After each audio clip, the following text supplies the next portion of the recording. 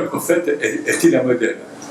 Dans le verset 33-21, donc la kafkana lakum fi rasulillah uswatun hasana. Un modèle. Vous avez un beau modèle. C'est un modèle. Alors, certains ne retiennent, si je puis dire, donc de cette sunna, c'est-à-dire sunna en tant que modèle, que l'aspect extérieur. Le prophète aimait la courge, donc il faut manger de la courge. Le prophète. Mais le ulama, je ne parle pas des soufis, mais attendez, mais nous, ce qui importe, et pour que le prophète reste vivant parmi nous, c'est sa rouhaniya, c'est sa spiritualité, et qui l'intéresse. Parce que lui, c'était en même temps, il vivait avec les gens de son temps.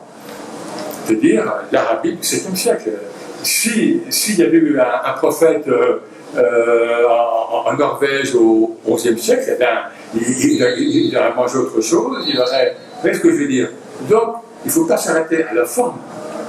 Ce qui nous intéresse, nous, dans le prophète, c'est l'être universel. C'est le message d'amour universel, c'est l'être qui était envoyé lil alamin, aux humains, aux djinns, aux anges, etc., aux animaux, et pas uniquement ceux d'Arabie ou ceux de l'Ouest. Non, c'est universel. Innama ana rahmatul muhdat. Je suis une pure miséricorde muhdat, offerte au monde. Au monde du alamin. Donc, si on dit que le prophète a un homme arabe de l'époque, c'est-à-dire, on sait ce que certains le font. Donc, c'est un facteur, hein, et qui a livré une risala, une lettre. Une risala, c'est une lettre. Et puis, facteur, il est mort. Merci, au revoir. Non, pas ça le prophète. Le prophète, il est vivant parmi nous. Et il y a cette hadith et l'expérience qui le dit. Donc, alors, justement, le prophète lui-même a fait allusion à une réalité qui dépasse l'être historique physique. L'être incarné, en effet, bon, il est mort en 632, d'accord. Mais ce qui nous intéresse maintenant, c'est le message du prophète vivant parmi nous. Et là, alors, il y a un thème qui vient très très tôt, aussi déjà chez les compagnons, et puis chez les spirituels, très tôt, c'est celui donc c'est le thème du Nour Mohammedi, de la lumière mohammedienne. Et là, il y a des allusions coraniques, hein. Bon, là, j'ai pas français parce que je parle manque de temps. En 5.15, une lumière et un livre clair vous sont venus de Dieu. Et dans les commentaires, ce Nour a été interprété comme étant prophète. Hein? Ou, donc, un verset plus long, en 33, 45, 46, donc, Siraj Mounir, un flambeau qui illumine. Bon, là, je vous renvoie à ce verset, je ne pas Et le prophète lui-même a témoigné de ça. Hein? Et c'est le fameux hadith Jabir, où Jabir, un compagnon, demande au prophète quelle est la première chose créée. Et le prophète répond Nour la Bidika il y a Jabir. Et moi j'avais donc la lumière est au prophète, au Jabir.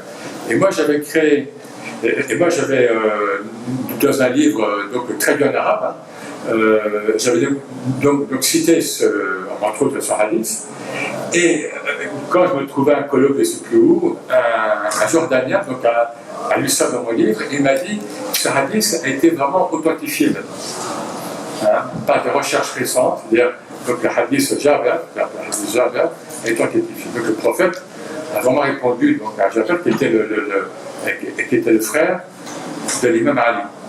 Il lui a dit voilà, la première chose créée, c'est la lumière de ton prophète, c'est la lumière mohammedienne. Alors c'est quoi?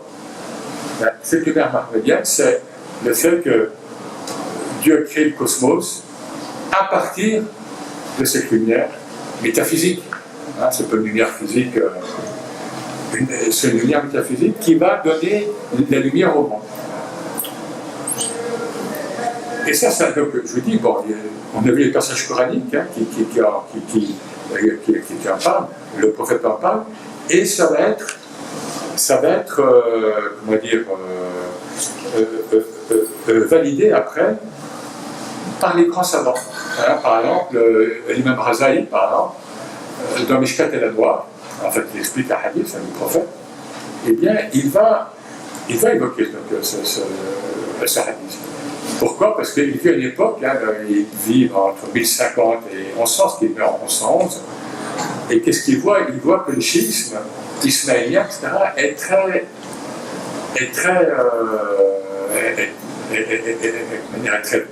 proche, est très parle beaucoup aux foules à l'époque, hein, que le sunnisme global n'est pas encore, enfin, ne s'est pas encore affirmé.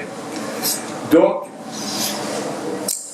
Razali, dans son Mishkat et la Noire, le tabernacle des Lumières, qui est traduit en français, va recentrer la communauté sunnite sur la lumière du prophète. Mais c'est un thème qui, encore une fois, qui est un thème, et c'est un thème structurel qui existe déjà. Et ce thème va être élargi, je dirais, dans un terme un peu plus large. C'est ce qui va être appelé la al-haqiqa al-Muhammadiyya, la réalité mohammedienne, la réalité en fait, métaphysique mohammedienne. Et là, on a plusieurs textes en ce sens. L'imam Suyuti, hein, qui n'est pas le dernier, hein, mais, reconnaît ce hadith Qudsi, Lawlak, ma khalaqna al-aflak. N'eût été toi, nous n'aurions pas créé le cosmos. Suyuti reconnaît ça. Et ceux les wahhabites ne le reconnaissent pas, mais Suyuti, pour moi, est une référence autre. Ou d'autres, hein, le hadith qui est aussi notifié, Man ra'ani faqad ra'a al-haq. Certains ils disent, mais non, sans doute il a voulu dire Man ra'ani faqad ra'ani haqqan. Celui qui m'a vu en vérité. Non. J'ai repris, j'ai fait des recherches sur ce hadith qui est rapporté, je crois, par Muslim, au moins Muslim. Hein. Celui qui m'a vu a vu al-haq. Ce qui est même troublant en islam. Hein, parce que, évidemment, l'islam a tout fait pour éviter hein, le mélange entre ce qui est divin et créaturel, mélange, on va dire, fait par les chrétiens. Hein, Dieu incarné en l'homme, enfin, en Jésus, etc. La hadith est cité au moins par Muslim et par d'autres aussi. Celui qui m'a vu a vu le réel. C'est-à-dire, il n'a pas vu l'être physique qui est mort, Monseigneur Mohamed qui est là, qui était décrit par l'imam Ali, hein, de telle taille, etc. Ça c'est parti. Encore que le prophète apparaît, vous savez bien, apparaît Filmanam of Yaqaza, il apparaît en rêve ou bien à l'état même pour certains, souvent. Et chez les croyants lambda, comme on dit. Hein. Donc, on peut voir une partie du prophète, une partie du corps du prophète, etc. Et le prophète avait dit que le shaitan ne pouvait pas prendre sa forme. Donc, si quelqu'un voit le prophète ou un membre du prophète, c'est réellement lui. Voilà. Alors, là, on va loin, si vous voulez, hein, parce que. Alors là, j'aborde ça, mais après, il faut. Les maîtres, ils ont explicité tout ça, vraiment, parce que pour ne pas qu'il y ait d'ambiguïté hein, entre christianisme et islam, etc. Donc, vous savez que le prophète reste un homme, il a toujours été un humain, mais voilà. Donc, dans le soufisme, c'est vrai qu'il a une dimension particulière, tout en étant, bien sûr, foncièrement, évidemment, humain. Alors, encore un point ou l'autre, oui, voilà, ça je l'ai dit en fait au début, hein, lorsque je vous ai dit que chez tout chef vivant, ce n'est pas lui le maître en fait, le maître c'est le prophète. Et c'est ainsi qu'on a dans chaque tariqa, alors depuis le XIIIe siècle, on fait un petit peu d'histoire si on peut, rapidement. Depuis XIIe, XIIIe siècle, le soufisme globalement c'est constitué en tariqa, c'est-à-dire en voie initiatique. On le traduit souvent par confrérie, mais ce n'est pas une bonne traduction en français. Pas en voie initiatique. C'est quoi? C'est lorsque je me rattache à un cheikh, je me rattache à une voie initiatique. Et le cheikh avait été initié et reconnu par un maître ou par un cheikh antérieur, lequel avait été reconnu par un maître antérieur, et on a toute une silsila, une chaîne initiatique, et qui remonte au prophète. Donc, toujours au prophète, par l'imam Ali, le plus souvent, c'est lui qui a le maillon de passage, si vous voulez, et pour certaines voies, surtout en fait d'Asie centrale, par Sayyidina Abu Bakr. La plupart donc, des tourouks prennent leur partent du prophète par l'imam Ali. Voilà, donc, et si vous voulez, cette chaîne initiatique, on parle aussi d'isnad de ruhi, on parle d'isnad spirituel. C'est le pendant de l'isnad exotérique dans l'ilm al-hadith. Tel hadith, j'ai pris ce hadith d'un tel, quelqu'un, une thika, une personne fiable.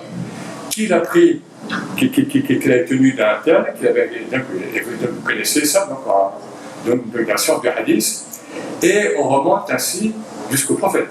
Eh bien, la silsila soufie, met ça en mode spirituel. Et c'est pour ça que surtout, mais après aussi, mais surtout lors des premiers siècles de l'islam, les premiers soufis étaient souvent en fait des muhaddithoun. Parce qu'il y avait ce lien au prophète, vous voyez, par une science extérieure des hadiths et par un lien spirituel au prophète, avec le prophète. D'accord? Bien. Ça va? Alors, on va faire un petit peu d'histoire, puis on terminera, et puis après on terminera pour avoir un temps d'échange.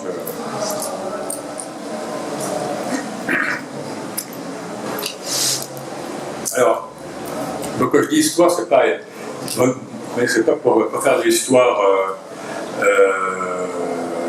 pour l'histoire, c'est pour recentrer le soufisme dans la place qu'il a pris précisément dans l'histoire des cultures musulmanes et des sociétés musulmanes.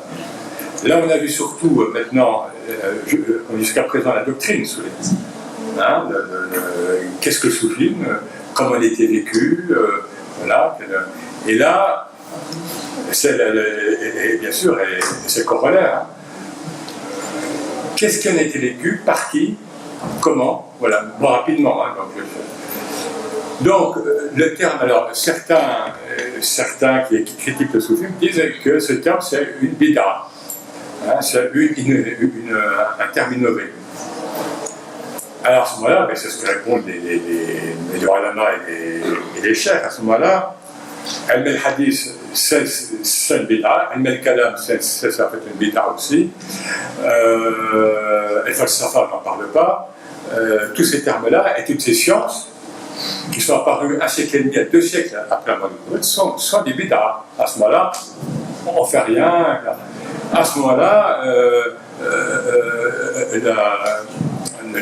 le fait que le calife Osman ait fait la vulgate du Coran, c'est le bid'a, parce que le prophète ne l'a pas fait. Oui, donc, oui, il faut. C'est quoi le bid'a? Alors, celui qui a fait des fatwas là-dessus. D'abord, il y a des bid'a hasana, il dit que le Maulid, donc célébrer l'anniversaire du prophète, est une bonne, en fait, une innovation. Bon, on laisse ça de côté, mais le bid'a, c'est celle qui touche à l'essence de la foi. Et qui touche dans le mauvais sens, évidemment, qui inverse ou bien qui va dévoyer les piliers de la foi. Bon, et puis même sans parler de ça, encore une fois, alors, et en plus, les recherches donc récentes nous montrent que le soufi est antérieure à tous ces noms de sciences dont je vous ai parlé. Al-Hadith, Al-Tafsir. Al-Tafsir, c'est une science qui, ça apparaît à un siècle et demi après la mort du prophète. Voilà, le kalam, etc. Le mot soufi, maintenant, une recherche montre qu'il apparaît déjà sous le calife Muawiyah.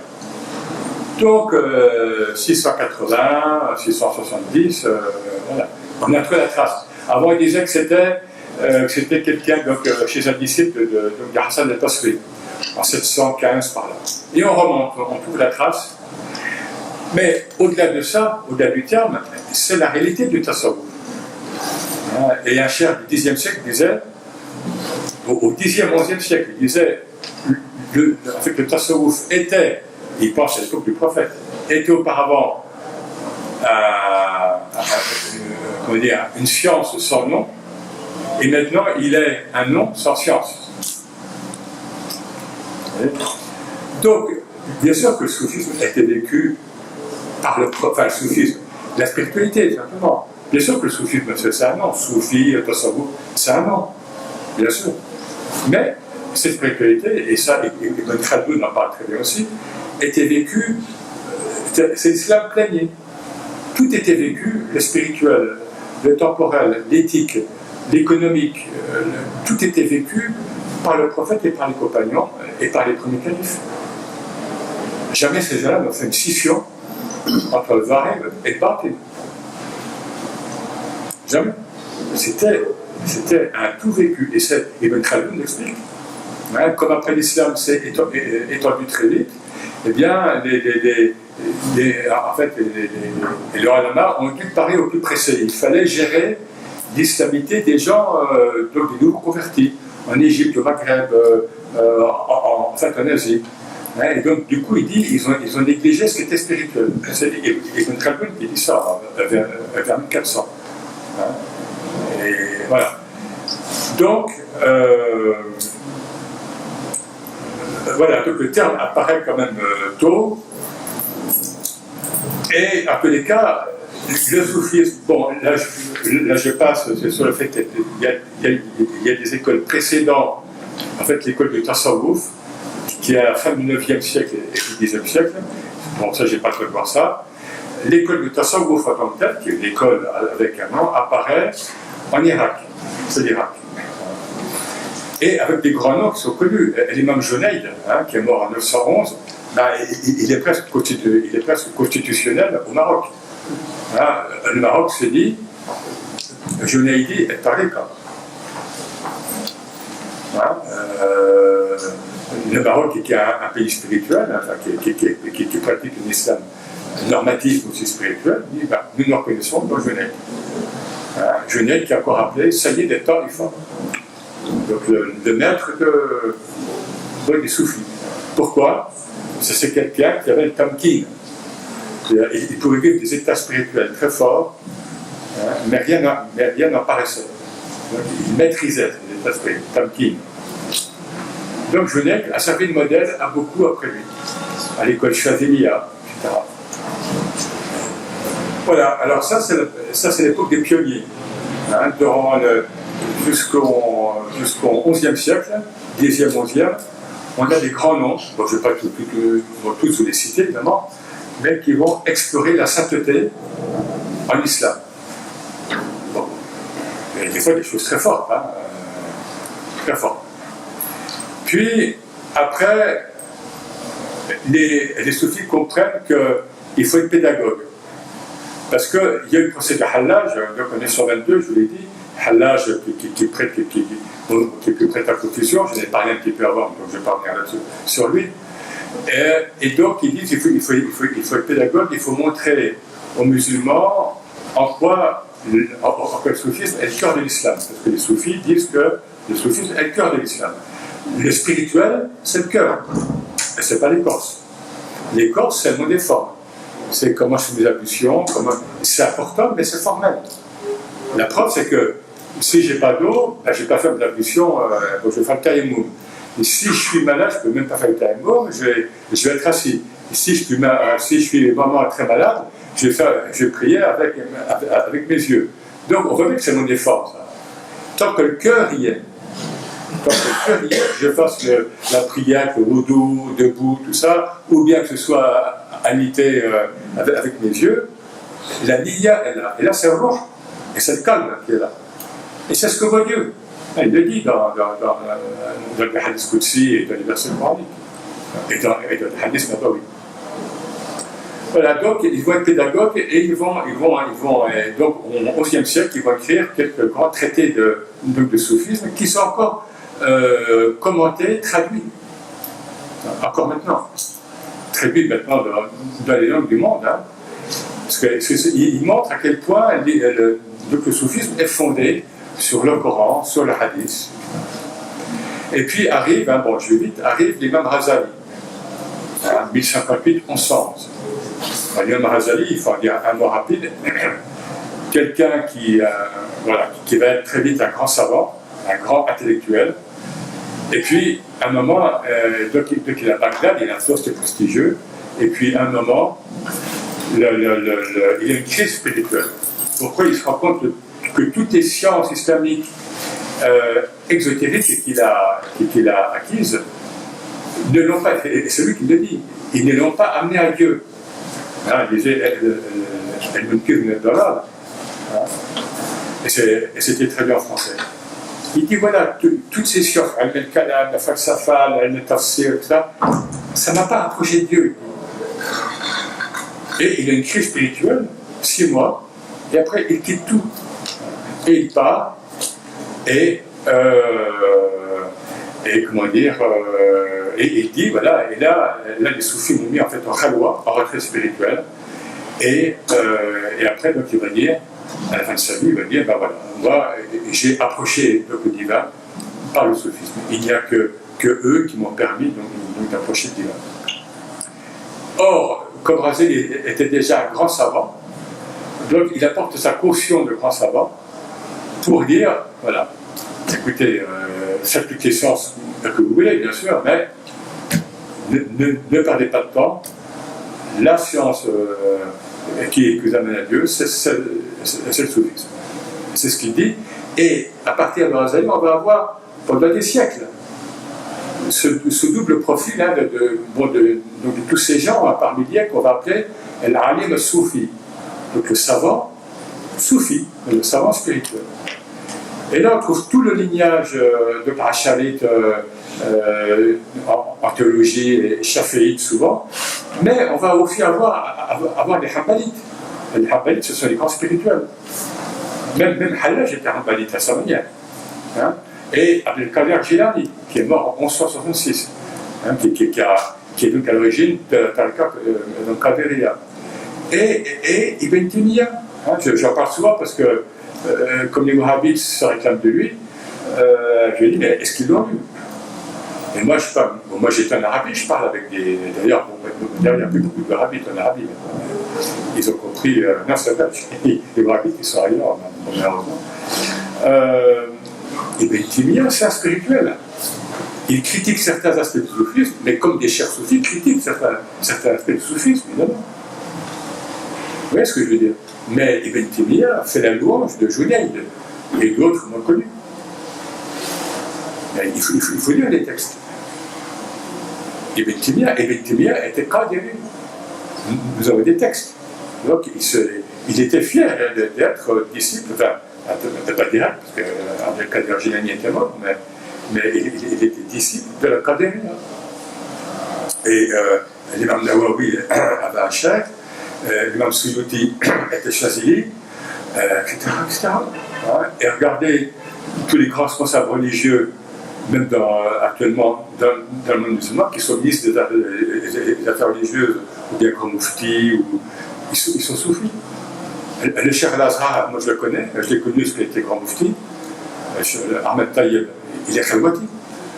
C'est-à-dire, toute l'élite intellectuelle et spirituelle de l'islam pendant des siècles, c'était des soufis. Enfin, c'était et c'est des soufis. Alors, quand je dis élite, c'est pas social. Hein. C'est-à-dire, c'est des gens qui ont dit, mais l'islam, c'est pas uniquement formater les gens. Non, l'islam, c'est respirer, c'est la liberté intérieure. Et moi, j'en ai connu beaucoup au Maroc et en Syrie. J'ai connu Charles Bouti. J'ai fait des conférences. Ce sont des gens spirituels, tous ces grands là-bas. Comment peut-on être un grand savant si on n'est pas avant tout spirituel? Sinon, un grand savant, ce serait uniquement apprendre des arcanes, etc. Mais ça vient d'où et ça va où? Ouais, donc, voilà, et donc je termine là-dessus. Même les grands savants, les grands savants, je l'ai dit, mais même les réformateurs, les grands réformateurs du 19e, 20e, ils sont souvent, les grands réformistes sous les musulmans, ils viennent du soufisme. Mohamed Abdou, je ne sais pas si vous en avez parlé en cours, donc l'Égyptien qui est mort en 1905, il était chazili. Il n'a jamais renié ça. Et Hassan el-Banna, le fondateur des frères musulmans, il le dit, il a créé les frères musulmans sur le modèle d'une tariqa. Et lui-même venait d'une branche chazélia. Et lui-même était le mourchid, et les premiers frères musulmans avaient un wird, avaient des formules, etc. Donc, c'est pour vous dire, bon, je dis ça parce que je rencontre tellement, je ne dis pas que c'est le cas chez vous, mais je rencontre tellement de des publics musulmans cette amnésie de ce qui était soufiste pendant des siècles. C'était un trait dominant de la culture islamique. Et il y a eu cette propagande, on sait d'où elle vient, depuis un siècle, et ça a suffi pour que les musulmans, que beaucoup de musulmans, oublient tout ça. Prenez les textes d'histoire, les traités d'histoire, les traités de ils ont tous des thèmes soufis, ils utilisent tous des expressions soufis. Au 12e, 13e, 14e, 15e, 16e. Ils sont imprégnés de soufisme. Même des traités d'histoire. Je me dis, tiens, une fois j'ouvre un livre d'histoire, et il commence, là, et Nour el-Mohammedi, etc. Ça faisait partie de la culture de l'islam. Donc, surtout, il ne faut pas nous dire que le tasawwuf, c'est quelque chose de marginal, ou bien inventé, ou bien bid'a, ou bien charwaza. Alors, à ce moment-là, tous les grands lamas étaient hors de l'islam. Oui, il faut être sérieux. Voilà, écoutez, je crois que je finis là un petit peu, ça fait déjà un parcours. Alors moi j'aimerais bien avoir un peu, parmi ceux qui restent, est-ce qu'il y a des questions?